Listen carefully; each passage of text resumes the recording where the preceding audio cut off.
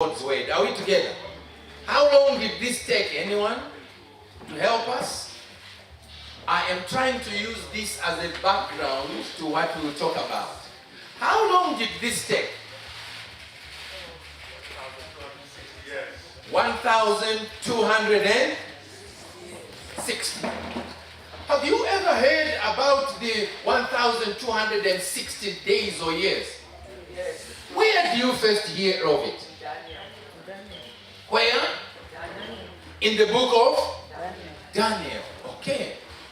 So the Bible makes a prophecy about the little horn power in Daniel 7. Are we together? Who is going to trample upon the saints for a time, times, and divide of time or half a time. I know some may be getting lost, but I am assuming that we are following Sister White's instruction that the word of the prophecy must always be kept before the eyes of his people. We can't afford not to teach prophecies in church or even to our children. Are we together? That is what distinguishes us from the rest of the world. The fact that we are like the sons of Issachar. Ever heard of them?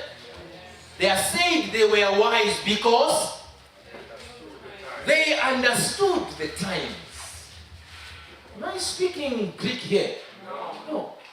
They understood the times, and this is exactly who we are as Adventists. We need to understand the times. And so we begin from Daniel.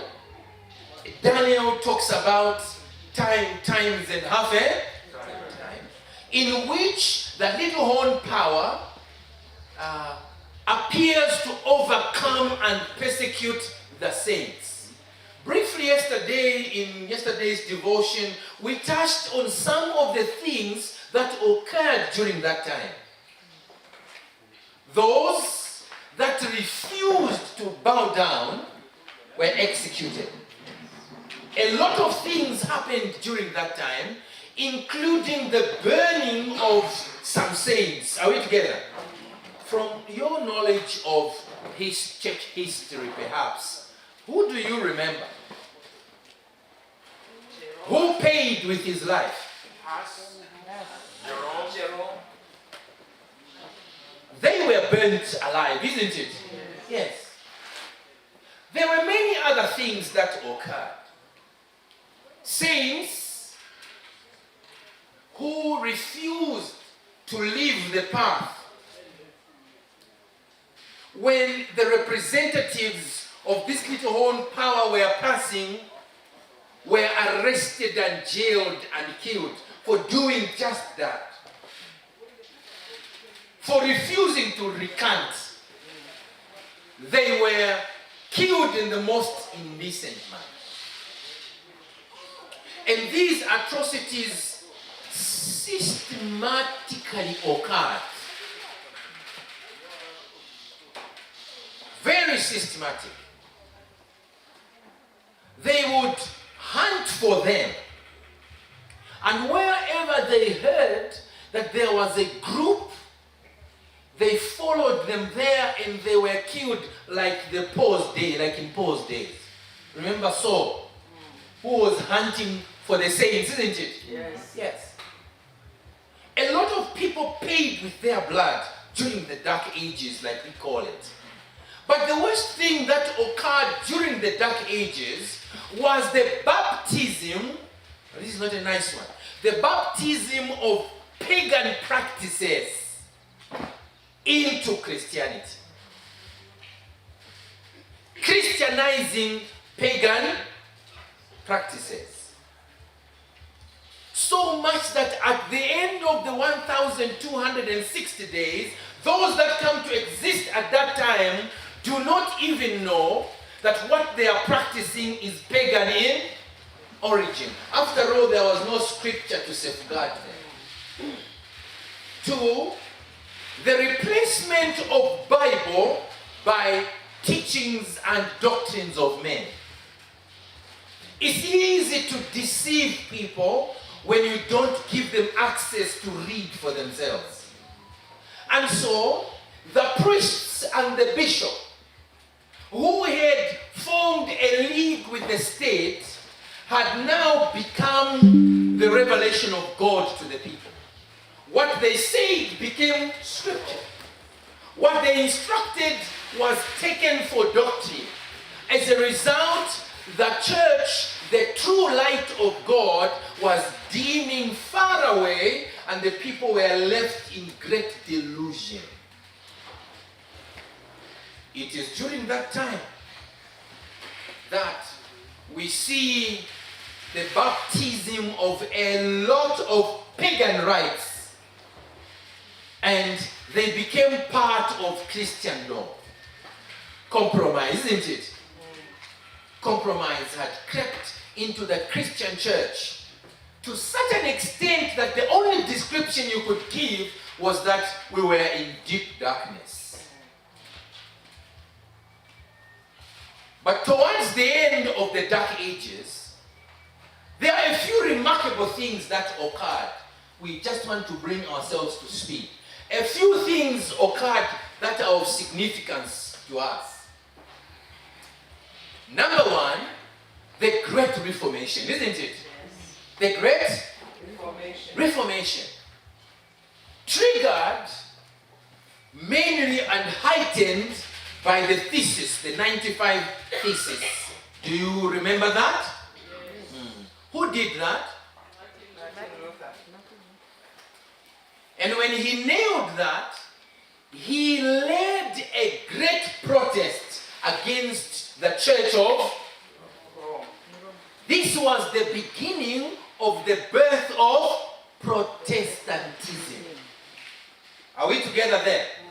Meaning that the grip of the little horn power was becoming loose, because a lot of people were now protesting against the little horn power. And in the evening of the little horn power, even before the bishop of the time was captured, something very significant occurred. And this is a foundation to what I will talk about in a little while. The birth of an organization whose mission was to protect and also to curb the spread of Protestantism. It was known as Societas Jesu. Are we clear there? It was born before even the bishop was arrested.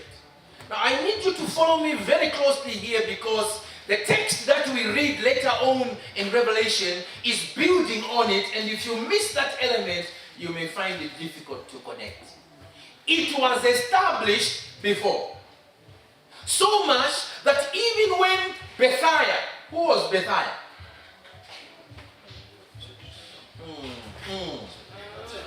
I need to take you all to church history, isn't it? A French general, isn't it? What did he do? He captured the Pope, isn't it? And took him where? Where he died in exile. But I want you to understand that the system did not die.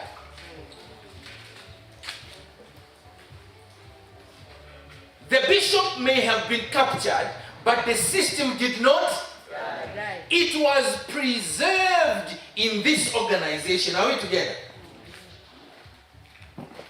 And it works by a system of infiltration. I'm beginning to move now.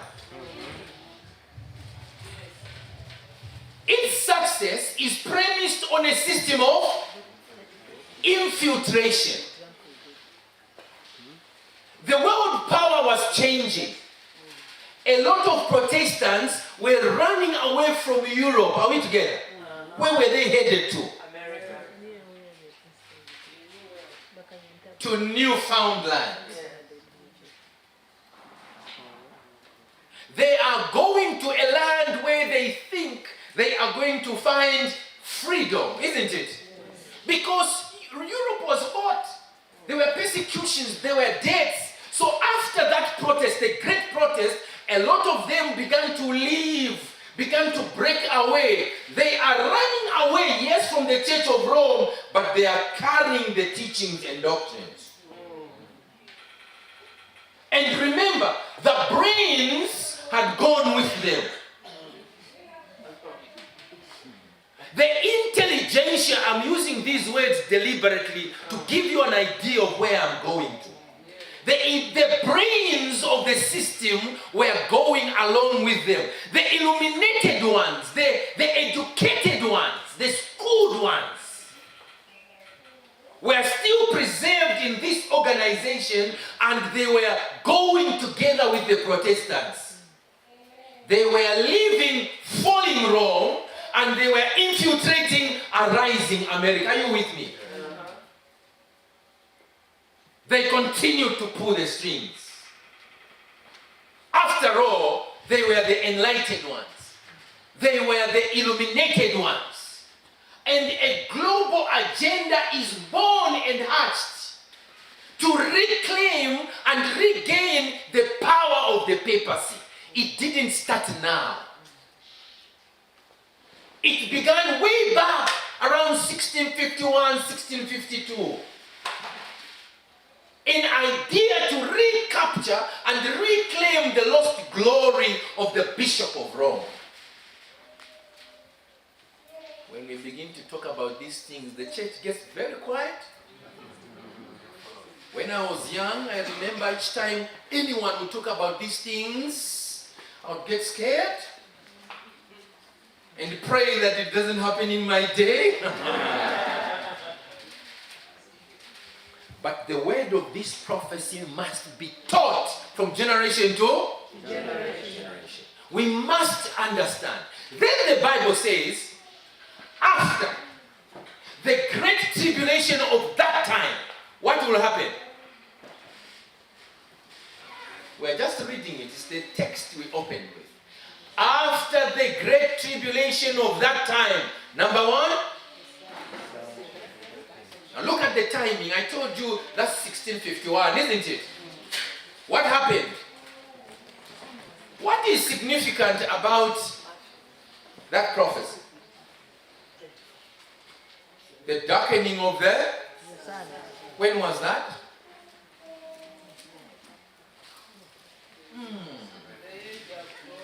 The years have gone. The darkening of the sun. That's the falling of the stars. But the great significant landmark, 1755. Thereafter, what happened?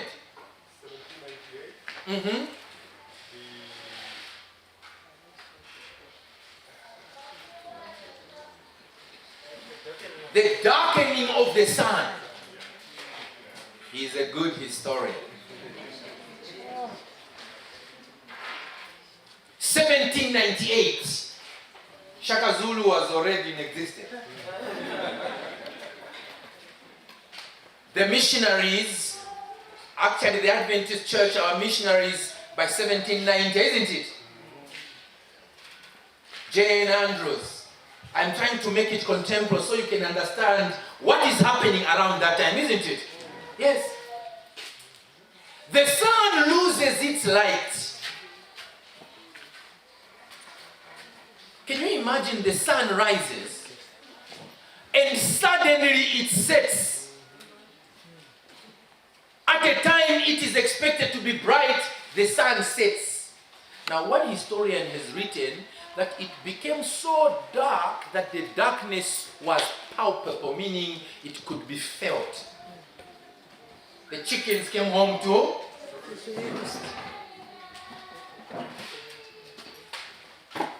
1755, Great Lisbon earthquake, isn't it? 1798, darkening of the sun. Now you know that when the sun darkens, the moon gets its light from there. The moon turns into same night. But that was not all. 18, what happens? The stars dashed from the skies like the falling leaves of trees of autumn, like the spirit of prophecy says. They were flying everywhere. And it was so scary. If you read history, it was a very scary day that a lot of people concluded this is the end of the world. Imagine if you came out in the night and you see every star falling from its place. The entire skies, everything, you would run and pray that you are saved, isn't it? By the way, when Christ comes, there's something interesting. If you will see the kingdom coming, you didn't hear me. If you will see the kingdom coming, then you weep, brother. Because you will be lost. The saved will be in the kingdom, isn't it? Yes. But if you will see it coming, now wait. Too late. You are not in the kingdom. So these people were watching the stars shooting everywhere, and it was such a scary event. What year was that? 1833. Because the Bible is true, it says after the tribulations of that time, historians tell us that actually intense inquisition and persecutions were waning down by 1550. 1600, they were already subsiding. The Pope was losing grip, slow but sure. Are we together? Which finally led to his capture by Captain Bethai. So the Bible is true when it says after the great tribulation of that time, these events are going to happen. Did they happen? Yes, they did. But that's not my point. I was building a preamble. From 1833, when the last great event took place, what does the next verse say? That should be verse 30, isn't it? What is verse 30 saying?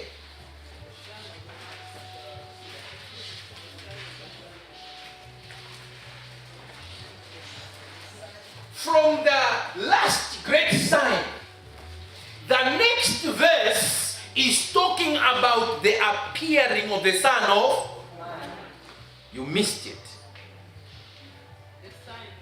From 1833, the next great sign that we are to witness is the coming of who?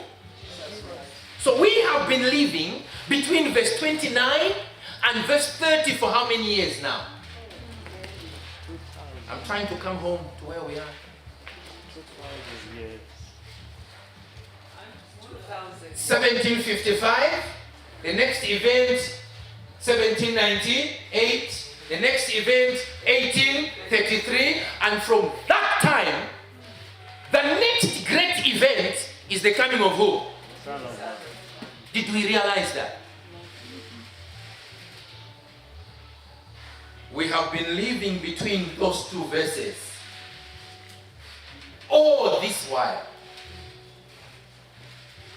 So when you hear people talk about we are living in the last days, that is what we are talking about. We are saying we are in between verse 29 and verse 30 for how many years now? Since 18, not even 2000. Remember the last event happened in 1833. About 139 to 140 years. We are living between verse 29 and verse 30. That's the first thing we need to realize. The sons of Issachar were wise because they knew the times.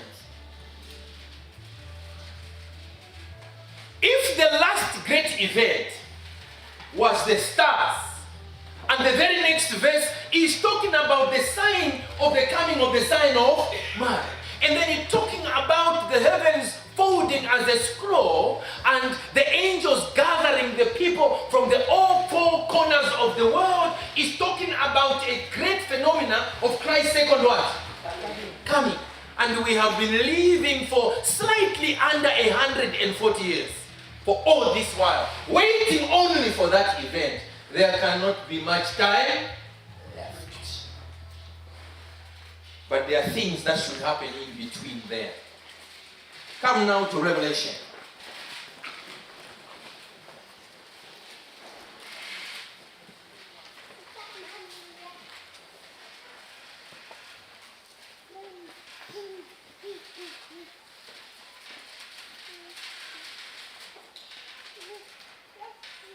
Chapter 13 and verse 3. Revelation chapter 13 and verse 3.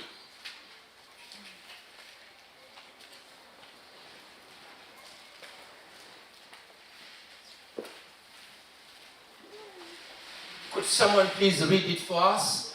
Revelation chapter 13 and verse 3. And I saw one of his heads as if it had been mortally wounded, and his Verse 3 again. And I saw one of his heads as if it had been mortally wounded, and his deadly wound was healed. And all the world marveled and followed the beast. I saw one of his heads as if it suffered a fatal wound, says King James Version, isn't it? But then he says, I saw that the